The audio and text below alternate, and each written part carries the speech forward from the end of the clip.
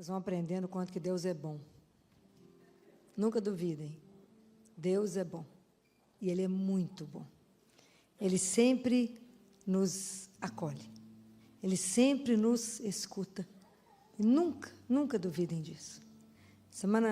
Há umas 3 semanas, um jovem de 12 anos teve que ser submetido a 2 cirurgias cardíacas com intervalo de 15 dias. Que foi transferido para nós, vindo do Hospital das Clínicas, e uma cirurgia de coração grave.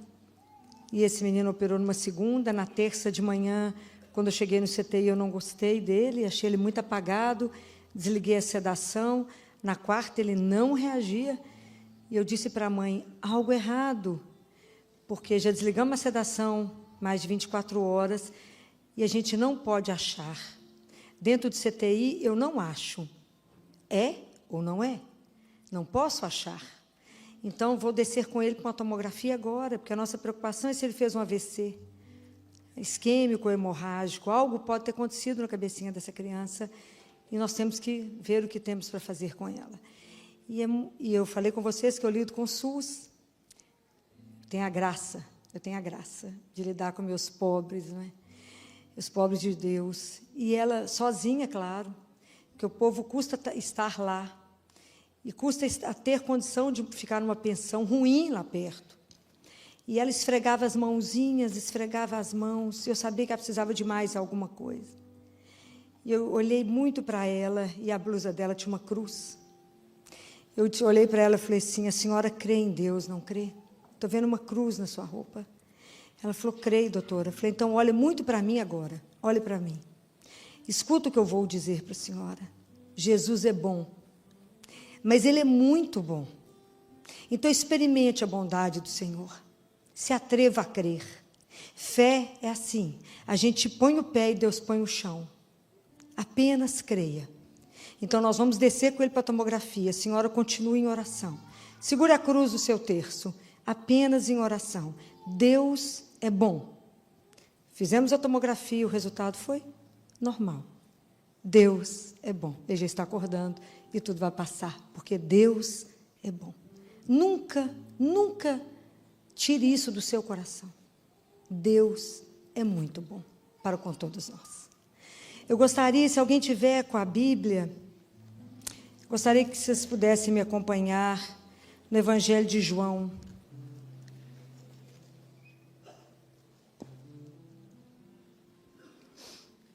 Capítulo 2, sobre as núpcias de Caná. No 3º dia, houve um casamento em Caná da Galileia, e a mãe de Jesus estava lá. Jesus foi convidado para o casamento, e os seus discípulos também. Ora, não havia mais vinho, pois o vinho do casamento havia acabado. Então a mãe de Jesus lhe disse, eles não têm mais vinho. Respondeu-lhe Jesus, que queres de mim, mulher? Minha hora ainda não chegou. Sua mãe disse aos serventes, fazei tudo o que ele vos disser. Havia ali 6 talhas de pedra para a purificação dos judeus, cada uma contendo de 2 a 3 medidas. Jesus lhes disse, enchei as talhas de água. Eles as encheram até a borda. Então lhes disse, tirai agora e levai ao mestre-sala. Eles levaram. Quando o mestre provou a água transformada em vinho, ele não sabia de onde vinha, mas o sabiam os serventes que haviam retirado a água. Chamou o noivo e lhe disse, todo homem serve primeiro o vinho bom, e quando os convidados já estão embriagados, serve o inferior. Tu guardaste o vinho bom até agora. Esse princípio dos sinais, Jesus o fez em Caná da Galileia, e manifestou a sua glória, e os seus discípulos creram nele. Depois disso, desceram a Cafarnaum, ele, sua mãe, seus irmãos e seus discípulos, e ali ficaram apenas alguns dias. Palavra da salvação. O que tem me chamado a atenção hoje? Eu que trabalho com famílias há tantos anos, dentro do consultório, né? Que hoje as famílias estão vivendo uma época de famílias mais adoecidas. As famílias têm ficado mais doentes. Acho que tem vivido aquilo que eu falei, uma era de muita informação, de pouca formação. E as famílias sobrecarregadas por pressões. Então, hoje as crianças nascem, eu brinco que elas nascem, e elas quase já têm uma obrigação que os pais têm que levar à Disney. Então, os pais têm que trabalhar loucamente. A minha mais jovem, que foi para a Disney, cliente, tinha 6 meses. Falei, ela ir para a Disney ou ir para um parque de Belo Horizonte, está tudo certo, nós sabemos onde é que está. Mas os pais ficam numa pressão, porque elas têm que mostrar. Então, os pais entraram num ritmo de trabalho tão alucinado, marido e mulher correndo o dia inteiro, e alguém cuidando dos filhos. E esses dias entrou uma mãe no consultório, era minha última consulta de uma sexta-feira, já quase 7 da noite, ela de rabo de cavalo, com uma menina de 9 anos de idade. Eu olhei a menina, estava pequenininha, magrinha, e ela começou, ela falou, filho, eu vim só para a rotina. Falei, mas vamos falar? De quem é essa menina? Porque um exame médico é uns 5 minutos. E hoje a minha grande preocupação, como pediatra, é ajudar os pais, porque pediatria é a única profissão que constrói, junto com os pais, quem vai ser o menino e aquela menina? Que homens serão? Que mulher será? E a minha grande preocupação hoje não é mais a estrutura física das crianças, mas a estrutura mental, a estrutura emocional e a estrutura espiritual. Então, hoje, tanto o pediatra como a igreja, hoje a nossa preocupação é como formar essas pessoas. E eu penso, como é que esse menino, essa menina vai estar de pé diante de um caixão de um pai e de uma mãe e seguir a vida? Como é que eu vou deixar essa pessoa de pé, inteira? E dentro delas eu tenho uma preocupação imensa com a estima. A pessoa tem que olhar no espelho e falar que espetáculo que eu sou. Mas não para que isso sirva para ela pisar em alguém, mas para ela ter segurança daquilo que ela é. E achei a menina com umas atitudes inseguras. Pediatra é terrível, né? Porque a gente bate o olho. E eu fui observando, a mãe falou, não come. E ela está brava, ela está nervosa, ela está dormindo. E eu falei, que hora que a senhora sai de casa? Eu tenho que sair antes das 7. Quem fica com as crianças? Quem arruma os meninos para a escola? Qual é a dinâmica da casa? Muito bem. No fritar dos ovos, eu falei, o seu marido está aí? Ele está com as outras 2 lá embaixo, doutora Filópolis, não queria tumultuar. Falei, pode mandar chamar. Todo mundo aqui dentro do consultório. Imagina o que o pediatra faz dentro do consultório. Eu falei com a minha secretária, fica com as 3, porque a conversa agora é de 3, do lado de cá. Falei com ele, qual a maior empresa que você tem na vida? Minha família. E está investindo o que é nela? Falei com a mulher, qual é a maior empresa que você tem na vida? Minha família, doutora. Está investindo o que nela? Então, vocês vão me perdoar por tudo que eu vou dizer. Já começa a falar, já peço perdão de início. Porque a situação está péssima. Falei, a senhora usa rabo de cavalo porque aquelas mulheres que não têm tempo de cuidar de um cabelo, toma banho e sai doida correndo, prende o cabelo. Eu estou falando mentira? Não, doutor Filó, porque não dá tempo. Aí eu faço questão de levá-las para almoçar, tenho certeza. Presta atenção se o almoço não é assim. Os meninos sentados para almoçar, a senhora batendo no relógio. Corre, come depressa, olha o trânsito, nós temos que chegar rápido. Senão nós vamos perder a escola. Isso, como é que os meninos vão comer? Vai ser tudo magro, porque como é que você come sob pressão? Não come? Aí leva os meninos para a escola. Alguém busca os meninos. Chega de noite, hoje em dia o para casa é para a casa, né? Não sei se aqui em Maringá, sim, mas quem faz o para casa hoje são os pais. A minha guerra de alguns psiquiatras é acabar com o para casa. A criança tem que aprender dentro da escola e não fora da escola. Porque as famílias estão escravizadas, as relações estão péssimas, e aí quando chega em casa, aquele estresse, todo mundo cansado, pai e mãe, e tem que ensinar para casa. Anda, menino, você tem que aprender, menino, o menino morto. Anda, você também é burro, você não aprende. E vai virando aquela confusão, aí leva no neurologista, leva no psiquiatra, e tarja preta nos meninos. Ritalina nas crianças, porque os meninos estão quietos. Pois o menino quer brincar, quer correr, está morto, ele quer conviver com o pai e a mãe, ele quer abraçar, ele quer contar o que aconteceu na escola. Fica quieto, calado, faz o para casa. E tem a pesquisa tal, ele não estudou, não sei o quê. Eu estou falando alguma mentira, porque lá em Belo Horizonte é desse jeito. Aí deita o casal, morto, um está podendo olhar para o outro que quer matar. Eu falei com eles assim, qual que foi o dia que vocês deram um beijo, mas um beijo para valer? Na lua de mel, provavelmente. Vida sexual, vou falar com vocês, não está existindo, né? Porque se existe, fala, faz depressa, porque amanhã tem que levantar cedo, é pouco tempo para dormir. Estou falando alguma mentira? Falei, e outra coisa, na hora que vai, a sensação que eu tenho, falei com eles, que a casa está tão bagunçada, que as roupas não sabem nem onde é que está os armários tudo amontoado, se abrir as portas, cai. Aí um olhou para o outro e falou, doutora Filó, pelo amor de Deus, nós combinamos até de arrumar os armários amanhã, como é que a senhora fala nisso? A senhora está filmando a minha casa. Falei, não, eu estou olhando para vocês e estou vendo que a vida de vocês, o casamento não tem mais vinho. Há muito tempo. Não tem mais vinho. Vocês estão se suportando um ao outro, que até para separar dá muita preguiça, vão levando. É melhor ir levando, que vai ter tanto trem para dividir, larga o trem para lá. Quantas famílias estão vivendo desse jeito? Eles não têm mais vinho. Não é verdade? Não é de chorar? Vocês acham de verdade que Jesus nos criou, Deus nos criou para uma vida dessa? Que bom. Então nós temos que reagir, porque Deus quer a vida, e a vida em abundância, e a vida com alegria. Se eu fico apavorada quando eu vejo isso no meu consultório, isso é consultório de pediatria, não é de psiquiatria, não. Meu consultório está mais sobre consultório de psiquiatria do que de pediatria. Porque as doenças infecciosas acabaram. Hoje em dia eu só cuido de saúde mental de uma família, né? As famílias estão adoecidas. Porque correm. E eu falo com eles, aí vocês deitam e fazem em nome do Pai, do Filho e do Espírito Santo. O amém fica para o anjo, porque vocês já desmaiaram. Ninguém reza nada, igual eu falei pela manhã. As famílias não reúnem mais. Não reúnem mais. Então as famílias não têm vinho. A vida virou uma água de chuchu rala. Vai levando, casamento, é isso mesmo. Não é isso mesmo.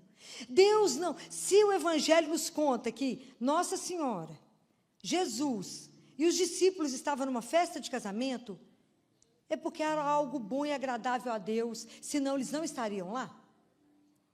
Já pensaram nisso? Eles só estão lá porque isto é agradável ao Senhor. E o que nós estamos fazendo com as nossas famílias? Eu dei uma solução lá, mandei a mulher largar o emprego. Parece uma louca. Mas a gente tem que, hora, fazer opção pela saúde mental de todos, para que a gente possa aprender a viver com o necessário.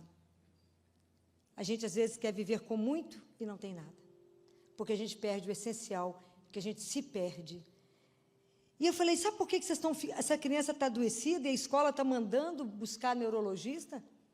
Porque as crianças não... Por que essa criança está insegura?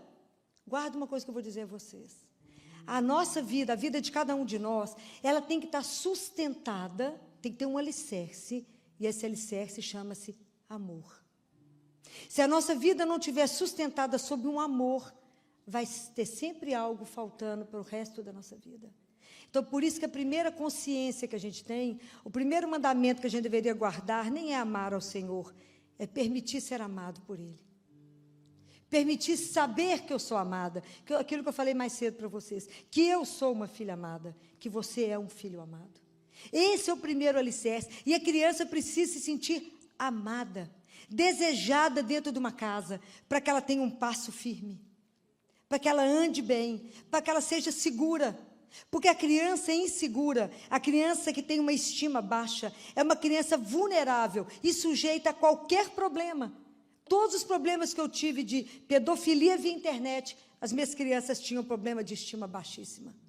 E aí o pedófilo usa e abusa, porque ela não tem estrutura interna na hora da falta da sua presença dentro da casa. A criança está insegura e ela vai procurar a coisa onde não está. Então não tem mais vinho. Então, guardem isso. Se a sua vida nesse momento está ruim, não é isso que Deus quer. Deus quer, aquilo que eu falei, o ótimo, Deus não tem o bom, Deus tem o ótimo. E quando a gente está perto de Jesus, a gente tem que aprender 3 coisas, igual foi ali. Nós temos que aprender algumas coisas de Maria, várias. Entre elas, que a gente tem que ter o olhar que ela tinha para perceber a necessidade do outro e levar até Jesus. Não foi assim que ela fez? Alguém queixou com ela? Não. Mas ela teve o olhar para ver aquele menino ali que ele precisa. Foi lá para Jesus e falou, olha, a situação ali é essa. Eles não têm mais vinho. Então, a gente tem que ter essa delicadeza em aprender a olhar uns para os outros. E a gente não olha mais. A gente não consegue ver a dor do outro porque a gente não olha. Lá em Belo Horizonte, uns anos atrás, teve uma professora que eu achava que ela tinha que ter sido homenageada. Que ela pegou as crianças de 4 aninhos da sala, fotografou só os olhinhos, cortou, colocou em todos os envelopes, mandou para os pais, falou, qual é o seu filho? Houve um surto em Belo Horizonte, porque as mães não reconheceram os filhos pelos olhos. Então, há quanto tempo eu não olho? Eu não vejo de verdade. Então, Maria percebeu a necessidade e foi falar com Jesus. Assim é a nossa atitude. A gente precisa começar a perceber a necessidade sem que o outro fale. Porque a gente precisa aprender que a gente não escuta com o ouvido, a gente escuta com o coração. A gente precisa estar perto para ouvir. Assim é médico. Médico tem que aprender a escutar o que o doente não fala. Quantas coisas a gente descobre sem o doente falar? Mas é pelo coração. Essa sensibilidade de Nossa Senhora que sabe perceber. Nós temos que ter a atitude dos servos, que olhavam para Maria para saber o que Jesus tinha mandado fazer. Para fazer tudo o que ele mandou. E, ao mesmo tempo, nós temos que ter a atitude dos apóstolos que acreditaram nele. E, por isso, seguiram. Então, nós estamos precisando de ter essas 3 atitudes. A atitude de ter a sensibilidade de perceber, de olhar para a mãe e falar, o que foi que é para fazer o que o filho mandou? Fazei tudo o que ele vos disser. Se vocês observarem bem, se vocês lerem de novo esse trecho, vocês vão observar que somente um personagem tem nome. Quem é? Não cito o nome dela. Só tem um personagem que tem nome. Quem é? Quem? Jesus. Só ele é citado o nome. Não cita o nome dos noivos. Não fala, Maria fala, a mãe de Jesus estava lá. Os discípulos estavam lá, nós não sabemos quantos eram. Não fala. Só tem um nome. E esse nome é? Por quê? Porque somente ele é que pode nos dar o vinho novo. É somente nele que está a fonte de todas as coisas. Vocês veem que ele pega as talhas. As talhas eram fixas, assim como fixo é o nosso coração. As talhas contiveram o vinho novo da transformação. E é o nosso coração que Jesus vai atuar para transformar. É o nosso coração que ele vai mudar. É o nosso coração que é duro. É o nosso coração que ele quer fazer um transplante. Uma vez ele falou para Santa Margarida de Alacoque, falou, vamos fazer uma troca de coração, Margarida? Eu te dou o meu e você me dá o seu. Eu ia cair morta, né? Ainda bem que sabe para quem fala.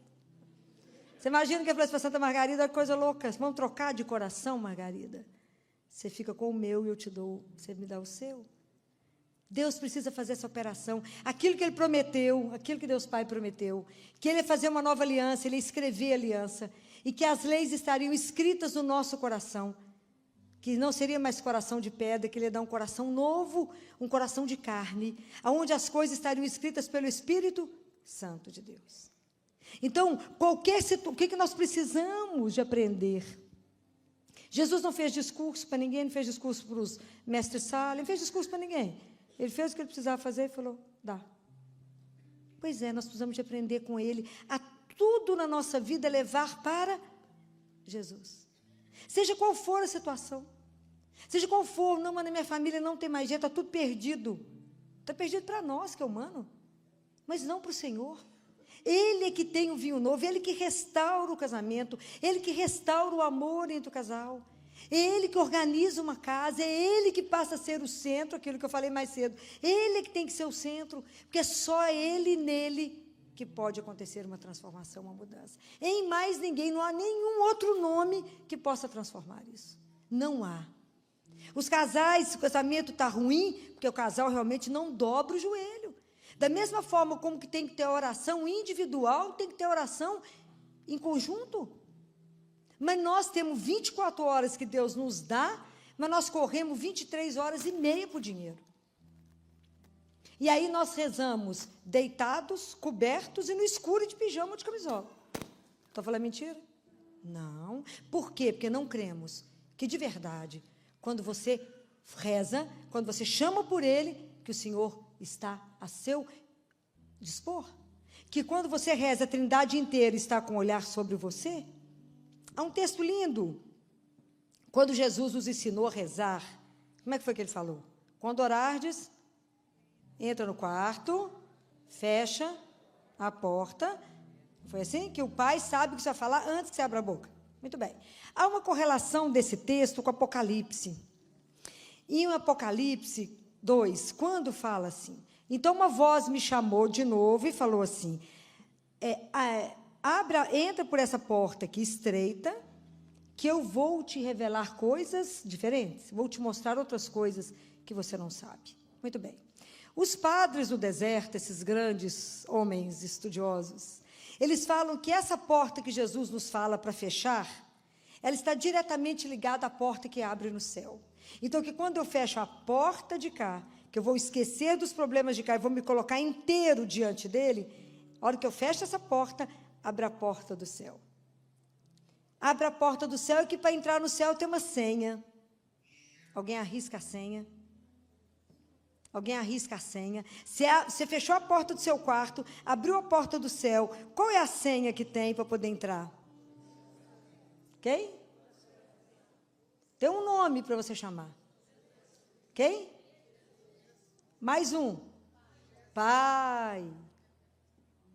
Quando você fechar a porta, você entra na outra, igual o menino, e fala, Pai, você está aí? À sua espera. O dia que eu aprender isso.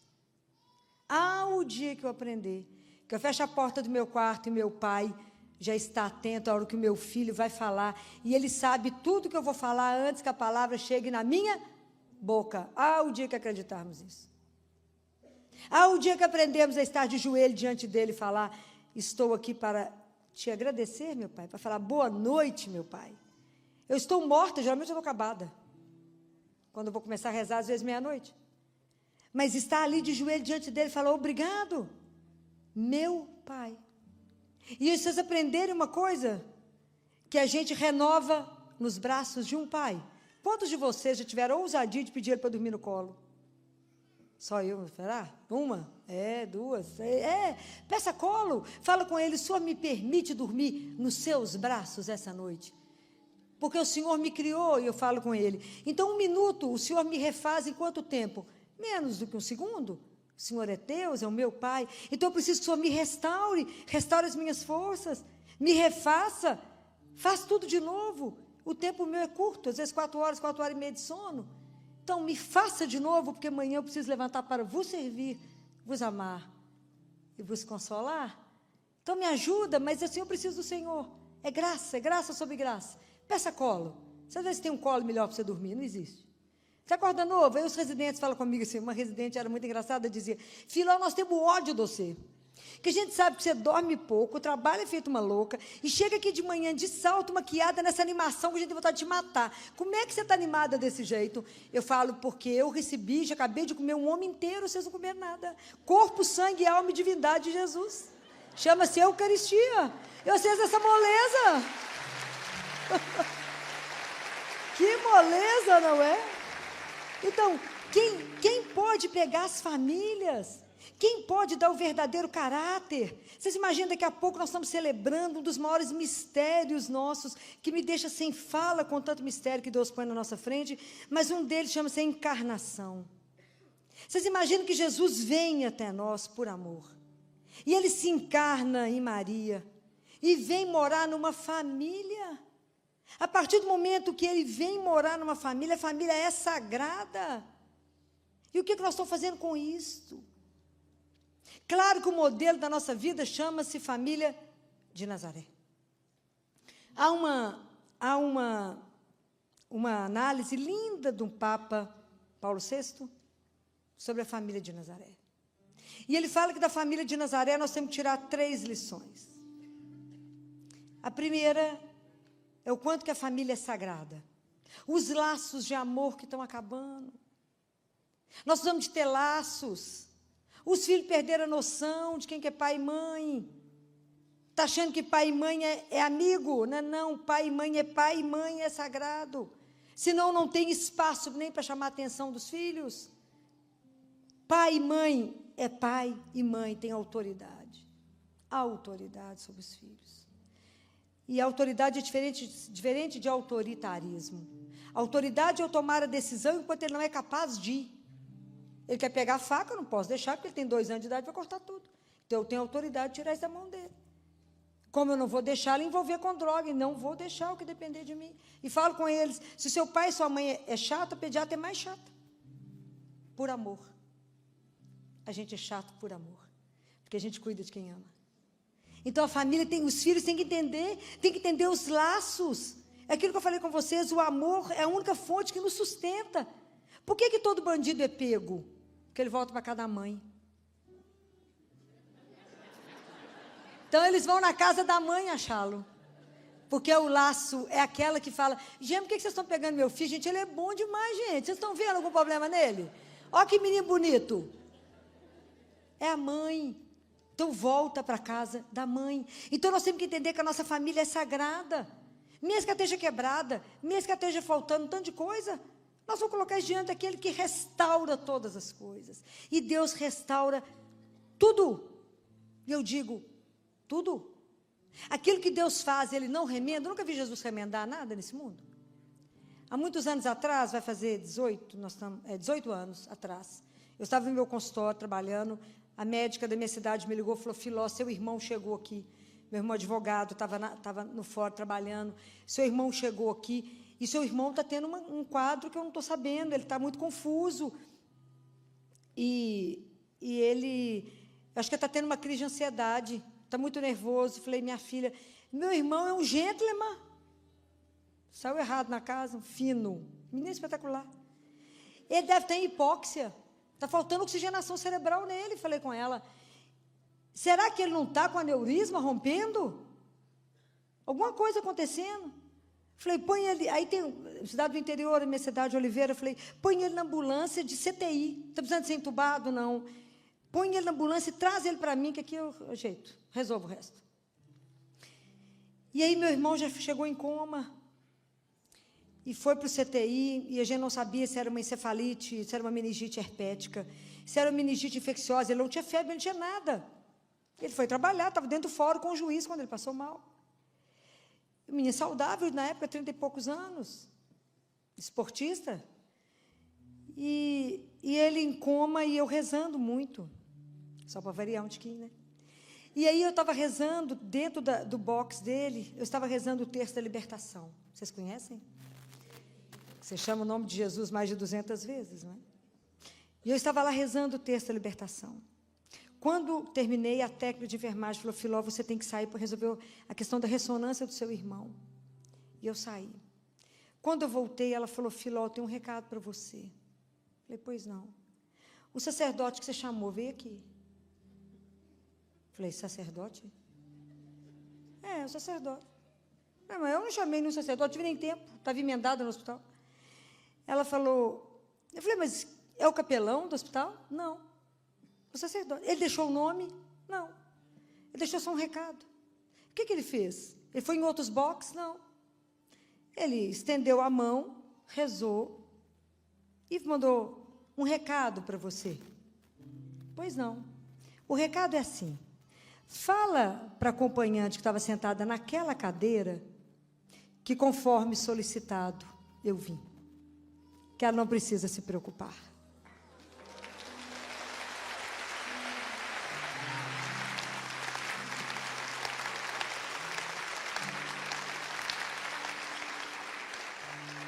Quando ela acabou de dar o recado, o meu irmão puxou minha roupa e disse, Filó, onde eu estou?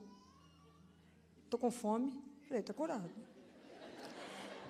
Aí, os médicos que viram o exame dele, ele teve uma dissecção aguda de artéria vertebral. Quem vê o filme, tem um dedo que para no centro respiratório, no bulbo. E aí, o médico falava comigo, Filó, seu irmão vai ter uma sequela de soluço durante 2 anos, sequela disso não sei quantos anos, sequela... um monte de sequela. Sim, senhor. Muito bem.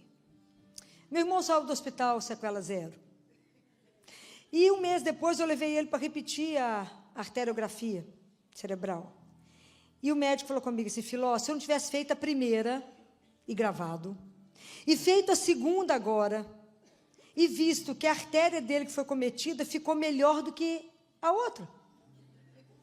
Eu falei, meu filho, você é um ateu e ainda não entende uma coisa que eu vou te dizer.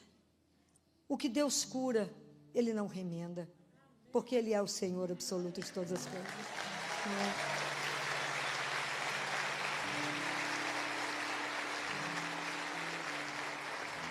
Então, esses laços, a primeira lição de Nazaré é que a família é sagrada. Guarde isso. Jesus, minha família começou meio mais ou menos, porque quando eu casei eu não tinha consciência, Senhor, que eu estava fazendo da igreja, eu fui desfilar. Eu fui desfilar, não sabia o que era sacramento, nem tinha noção, queria um vestido lindo, não prestei atenção em nada, o padre falou, não guardo nada. Sei nem qual foi o evangelho do meu casamento. Estou falando alguma mentira? Não. Rezei para escolher o marido, rezei para escolher a esposa. Imagina, eu falo com a minha residente lá no CTI. Filó, eu vou casar. Falei, já conversaram com Jesus? Assim, pavor de conversar comigo. Falei, vocês conversaram com ele para saber se é a pessoa certa? Aí elas ficam sem cor. Falo, claro que não, né? Porque vocês vão falar, Filó, mas como é que eu vou falar com Jesus? Que ele tem covinha, que ele é lindo, ele é um espetáculo. Falei, vai que tem uma cova mais funda te esperando.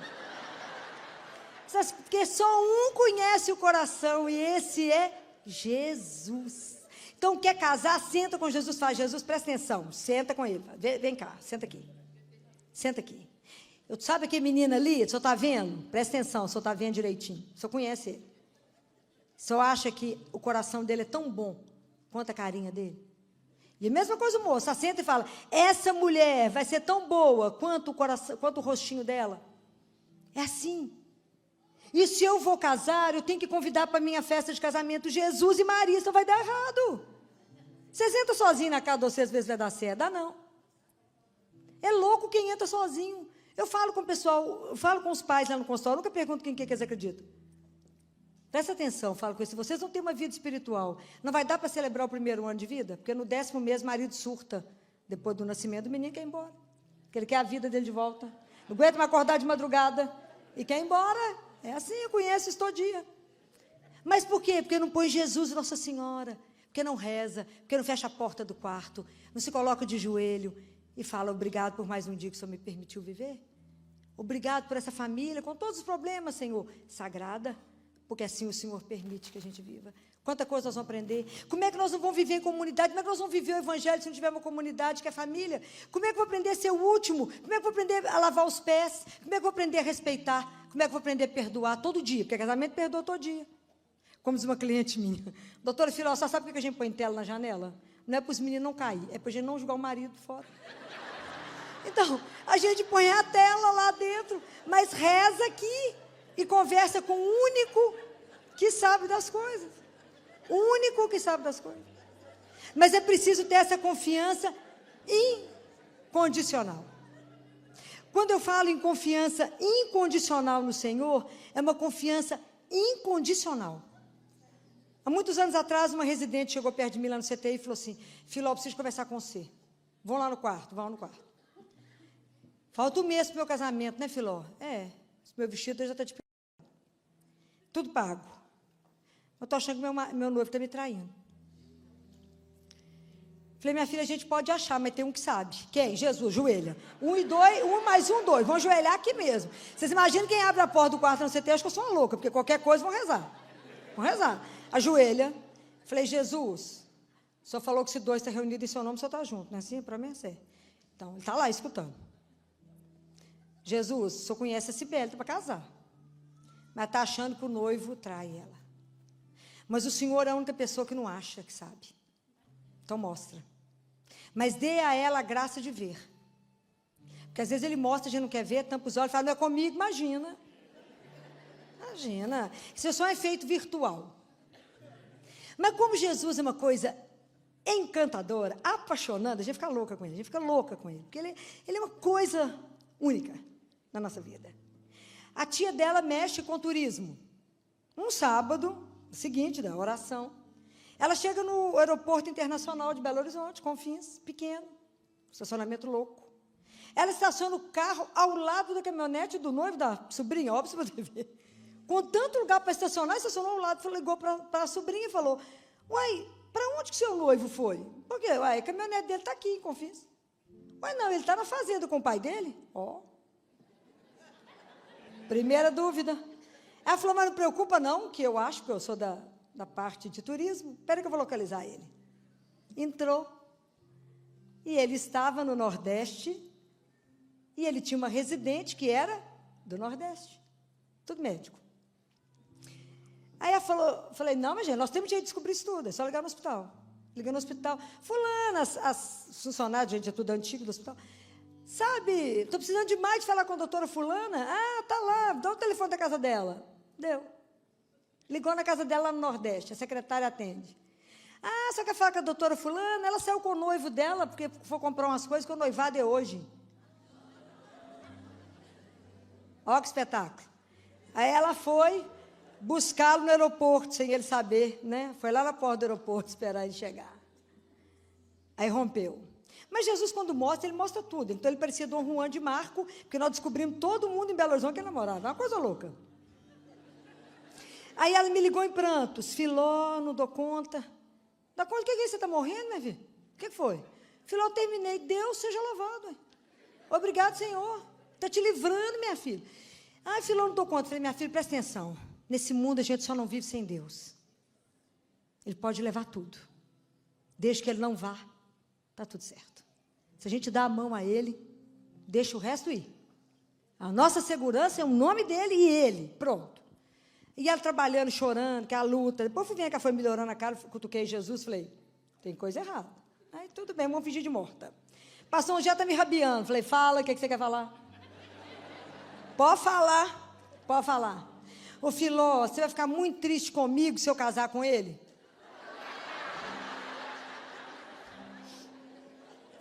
Eu falei, não, minha filha, presta atenção. Deus nos concedeu uma coisa que só alguém que ama como ele nos concede, chama liberdade. E a gente é livre para ir. Mesmo ele tendo te mostrado tudo, você me procurou porque achou que ele te traía. Nós rezamos, o Senhor revelou que te trai. E o homem, quando começa errado, até a fumaça do cigarro dele é errado, até pó, tudo é torto. Mas se você quiser ir, vá. Quem sou eu para te impedir? Eu só te digo que eu e Jesus estamos aqui esperando.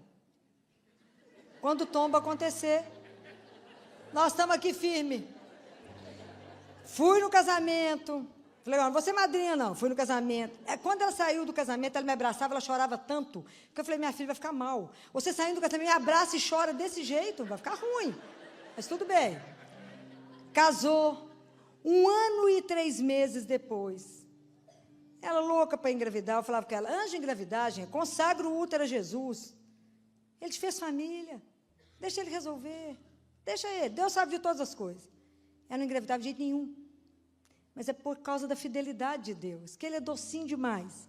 Porque poucos dias depois ela descobriu que a amante dele, outra, estava grávida. Aí rompeu. Aí definitivamente precisava, fechou o ciclo, né? Depois ela conheceu um homem muito bom na vida dela, outro médico, anulou o casamento dela. Aí eu fui madrinha desse outro casamento, já tem 2 meninos, falei, agora chega, né? Agora está tudo certo, vamos encerrar aqui, vamos rezar e vamos acabar com isso. E agora é um casal que foi, uma família que foi, ela foi feita de novo. Gastou um tempo de deserto, de oração, de joelho, mas foi refeita, porque eu falei com ela, tudo porque você desobedeceu o que ele te mostrou. A obediência abre portas, a desobediência nos leva aonde a gente não deveria ir. Deus não quer o sofrimento dos filhos dele. Mas tem hora que a gente fala, tudo bem, eu só não concordo, mas eu quero. Não falei da outra vez? Mas eu quero, então eu vou. Então a gente precisa entender isto, né? Família é laço, família é sagrado, família a gente está de joelho, família tem um problema, a gente reza. Está escrito na palavra de Deus assim, está feliz? Cante. Está triste? Reza. Não é chorar, não. Reza. Coloque diante dele. Faz, Jesus, aconteceu esse problema. A gente nem precisa explicar muito, porque já sabe o resto. Mas confiar é confiar. Quando eu entrego alguma coisa para Jesus, eu entrego. E eu falo, eu tenho certeza que o Senhor vai fazer. Muitas vezes eu entrego até escala de plantão para ele lá do hospital. Eu falo, Jesus, presta atenção. Quantos plantonistas nós vamos para essa semana, meu filho? Tem dia que eu rezo de madrugada e falo, Jesus, presta atenção. Me ajuda aqui. Nós temos que arrumar alta hoje.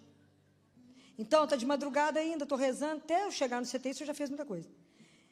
Quantos meninos estão na fila que tem que entrar hoje, Senhor? Menino para operar de urgência. Tem aquele fulano que você escutou a história, sabe, ciclano? Me ajuda.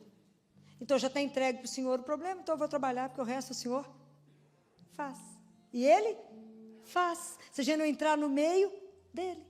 Se a gente não atrapalhar, porque a gente dá e tira ou dá sugestão. Uai, se eu tenho sugestão, então faz.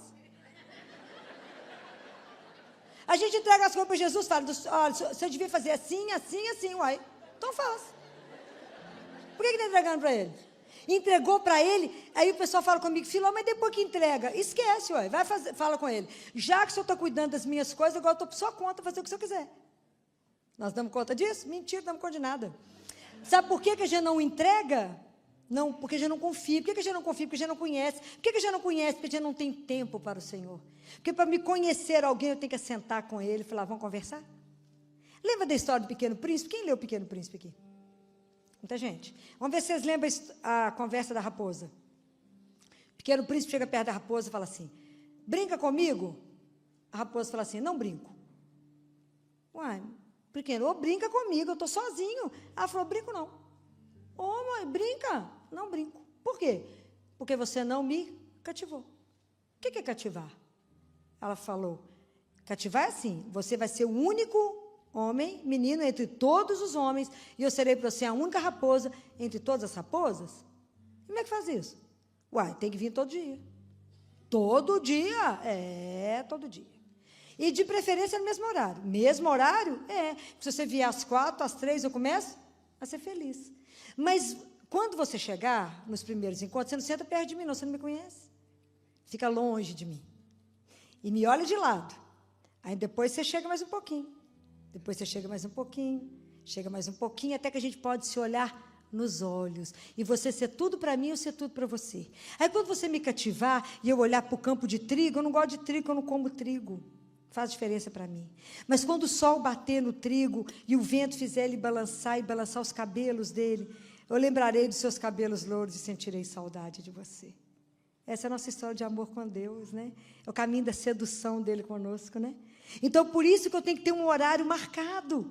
Eu vou encontrar com o Senhor todos os dias, no mesmo horário. E esse horário, meus queridos irmãos, ele é guardado até com cadeado, com o que vocês quiserem. Mas naquele momento eu sou do Senhor e ele é meu. E ponto. E ninguém vai morrer por isso. Mas Deus é tão bom que te permite escolher o horário. Porque se ele marcasse uma hora para cada um, a gente ia morrer e não ia conseguir falar com ele. Tem muita gente no mundo. Então, eu tenho o meu horário, dependendo do horário do meu marido. Eu tenho o meu horário. Que eu falo que ninguém precisa ser igual ao meu, porque o meu tem que ser 4:30 da manhã, quando tem hora. Meu dia tem que ser pela madrugada. Eu tenho que ter tempo de estar eu e ele. Mas acordem naquele horário. Tem dia que eu falo, amigo, puxa meu pé, que a situação hoje está preta, para poder ficar de pé. Mas é assim. É todos os dias? Sim. E meu marido fala, não é possível, hoje é domingo, hoje é feriado. Fala, mas para Jesus não tem domingo nem feriado. Todos os dias é o dia, pode ser o último dia da minha vida. Eu tenho que estar diante dele, primeiro para pedir a bênção dele. Para começar rezando os salmos de louvor, eu tenho que louvar o meu Deus que me criou, que nos criou e que nos fez irmãos. Primeiro ele. Então, entende que é isso, você vai conhecendo, você vai amando, você vai entendendo que você não vive sem ele, que você não respira sem ele, que tudo a sua vida é graça, que você vive por graça dele, que tudo é graça. Aí você vai entender que a família é sagrada, ele vai te fazendo entender. E você vai orando pela família e por todos.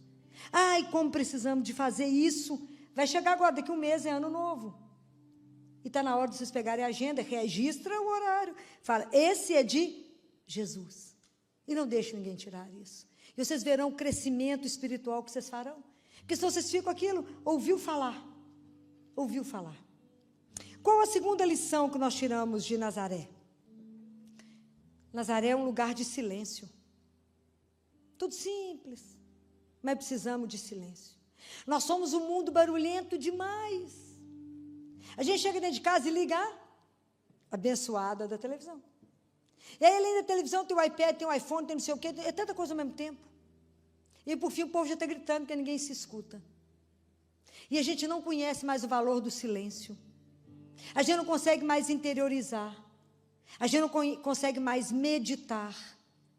A gente não reflete nada. A gente ligou um piloto automático e acha que a nossa vida espiritual também está no automático. Não, filho, eu vou à missa domingo, está ótimo. De vez em quando um grupo de oração. De vez em quando o vizinho chama para rezar um terço, eu não tenho muita desculpa, eu vou. De vez em quando, está chegando Natal, a gente começa a recolher umas roupas, que eu falo que não serve para mais ninguém, a não ser para pano de chão. Ou dá tanta comida para o povo na rua, que eles são internados com diarreia, passando mal. É como se o povo comesse só uma vez por ano, só Natal. Tamanha falta nossa de consciência, que tudo que eu preciso, meu irmão da rua também precisa.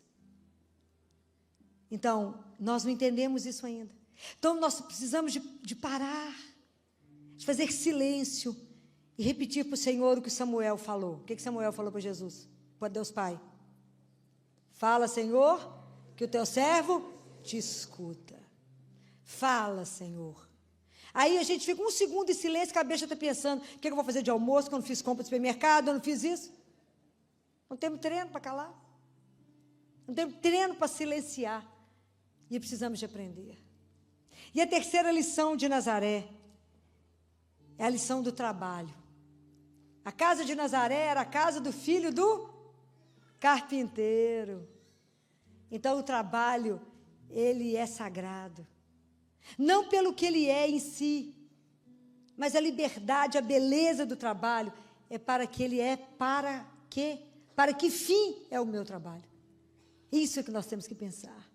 O trabalho é muito mais do que ganhar dinheiro. É para quê? Porque pelo meu trabalho nós podemos servir ao Senhor. É pelo nosso trabalho que nós nos santificamos. Qual a única tristeza que nós deveríamos carregar na vida? A de não sermos santos. Deus falou, anda Abraão na minha presença e seja santo. Nós não temos consciência que andamos na presença de Deus. Então nós levamos 3 mais ou menos. Anda na minha presença e seja santo. Então a santidade é uma vocação que nos foi dada no batismo. Nós escondemos ela porque a gente acha que santo é aquele que está só no altar.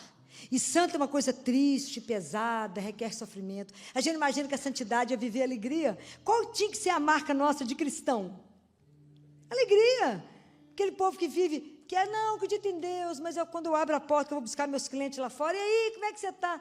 Estou indo, doutor. Vai para onde, meu filho? Arrastando um container nas pernas, vai, cadê a alegria, gente? Tudo morto. Porque falta o vinho. Eu falo que vontade de colocar vida na artéria de vocês, e a vida que eu quero colocar, aquilo que Jesus falou, que eu vim pôr fogo nessa terra, como é que eu gostaria que ele estivesse queimando? Eu queria pôr fogo do Espírito em vocês, eu queria queimar vocês todos de amor de Deus, para que vocês pudessem entender a vida que vocês são chamados. Não prenda Deus no ateliê pequeno da sua vida, deixa Deus te levar para onde Ele quiser. Deixa Deus cumprir na sua vida o projeto que Ele tem e que você impede Ele. Porque nós tiramos a liberdade de Deus. Fala, Senhor, tem que ser assim, tem que ser assim. No dia que você fala sim para Deus, igual os santos sacerdotes falaram, deixa Deus levar eles para onde eles quiserem. Porque Deus vira a sua vida do avesso. Deixa Deus fazer, não ponha limite em Deus. Deixa Deus fazer da sua vida aquilo que Ele sonhou. Fala com Ele, Senhor, não permita que essa obra que o Senhor começou fique inacabada. Não permita, Jesus. O Senhor me começou, sonhou comigo, que eu faça cumprir na minha vida até o fim. Tudo até o fim. Que essa obra não fique acabada. Fala isso com Ele. Jesus, eu quero que a minha vida esteja até o fim. Há um trecho que diz assim, que a gente esteja de pé diante do Filho do Homem.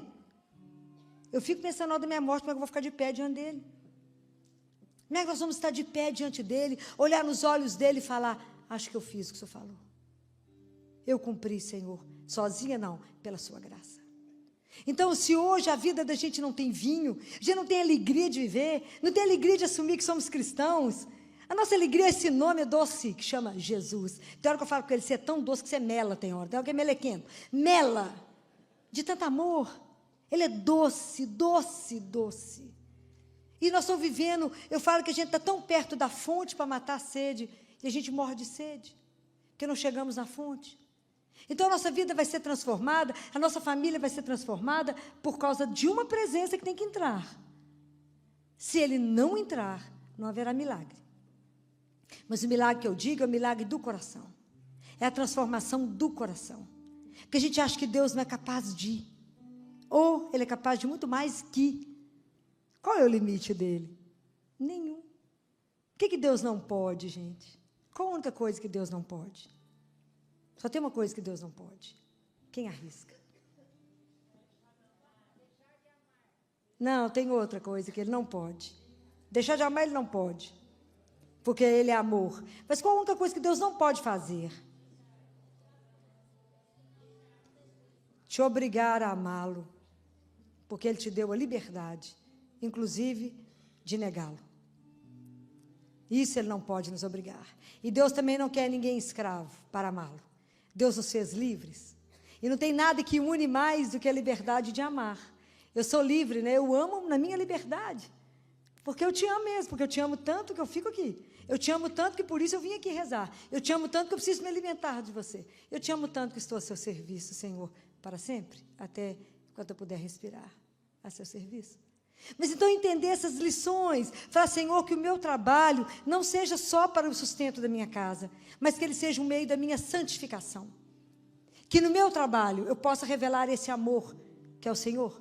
Que pelo meu trabalho a gente possa fazer o melhor na vida do outro. Seja um bolo que você faz, uma roupa que você lava, alguma coisa que você passa.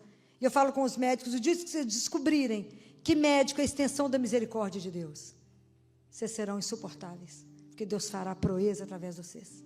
Porque o que Deus pode fazer através de alguém que se coloca à disposição dEle. E que experimenta se colocar à disposição do Senhor. Porque não há ninguém como Ele. E agora, para me encerrar. Vocês estão vivendo muitos tipos de problema com os filhos. Muitos. Todo tipo de problema com os jovens, com os adolescentes. Porque eu acompanho isso muito de perto. Então, eu queria dizer para vocês que família não desiste. E mesmo que alguém diga para você assim, esse menino, o senhor não dá nada na vida, não. Larga ele para lá, que ele não vai dar nada. Existiu uma mulher que escutou isso. Falaram com ela, esse menino seu, perdido, alcoólatra, boêmio, esse homem que gosta da farra, vive com essas prostitutas todas, vai dar gente? O que a gente falaria? Vai dar gente não, hein? Isso é um perdido. Mas essa mãe não escutou. E essa mulher ajoelhou e rezou 20 anos. 20 anos por um filho. E, por fim, ela não falava mais com ele sobre Deus. Mas ela falava com Deus sobre ele. Então, quando seu filho não quiser escutar que você está falando de Deus, vai rezar, vai à missa. Convida Deus para um chá, para um café, para um chimarrão, né? Convida ele para um chimarrão. E fala com ele, Senhor, vamos falar daquele menino que o Senhor me mandou? Porque está me dando muito trabalho. E como o Senhor conhece ele mais do que eu, me dê sabedoria para criá-lo, porque a gente, sem sabedoria de Deus, a gente não cria os filhos. Sem sabedoria de Deus, a gente não mantém um casamento. Sem sabedoria de Deus, a gente não envenena uma sogra. A gente ama a sogra. Mas com a sabedoria do Altíssimo. Então, é só com a sabedoria de Deus que a gente dá conta de cada coisa. Então, essa mulher ficou 20 anos em oração. 20 anos. 20 anos. Mas Deus escutou. Deus ouviu essa mulher. E olhou para o filho dela e apontou o dedo. Você já sabe de quem eu estou falando?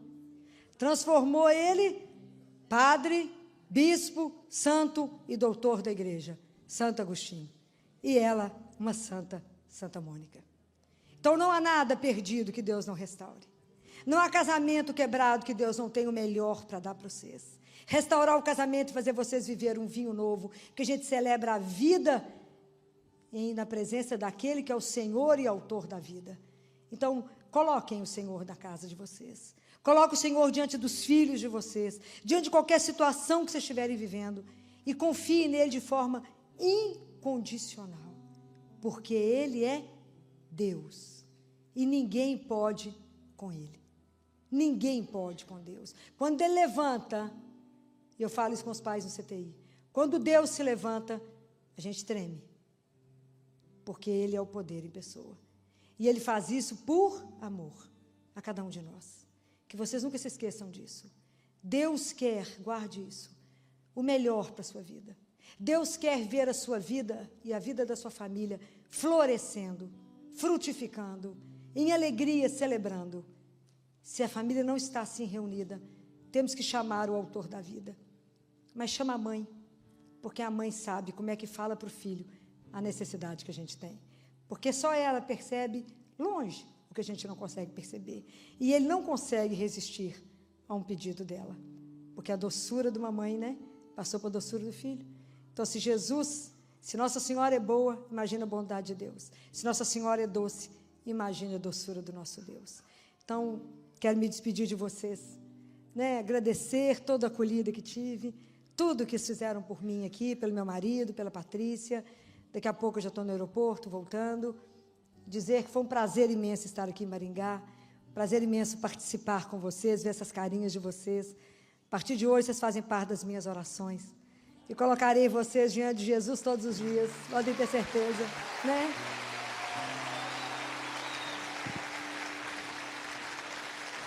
Então, meu muito obrigado.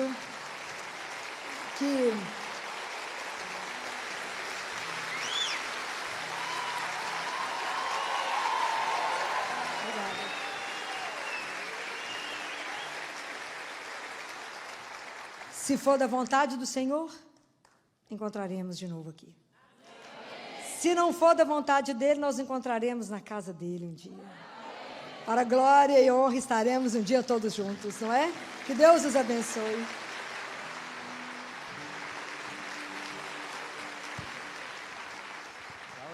Obrigado. Daquela música que a gente cantou de manhã, Deus é Deus, né? A gente vai cantar assim, ó. Se ela voltar, Ele é Deus, se não voltar... Mas ela vai voltar, não vai? Como diz o padre Ademar, como é que é, padre? Eu acho é pouco. Voz grossa do padre. É pouco. Volta, viu? Uma placa de homenagem para ela. Doutora Filó, médica, amiga da evangelização, parceira do projeto Empreendedores Católicos, para ela voltar. Tá bom?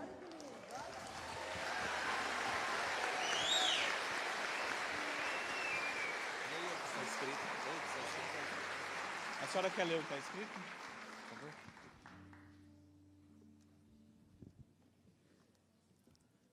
Agora que eu tirei os óculos, você manda fazer isso, né? Achando que eu tenho 20 anos, né, gente? Olha que bonitinho. Doutora Filó, médica amiga da evangelização. O projeto Empreendedores Católicos agradece a vossa presença no 5º Congresso para Empreendedores Católicos, realizado no dia 10 de novembro de 2019, em Maringá. Na simplicidade do teu trabalho habitual, nos detalhes monótonos de cada dia, tens que descobrir o segredo para tantos escondido, da grandeza e da novidade, o amor. São José Maria Escrivá.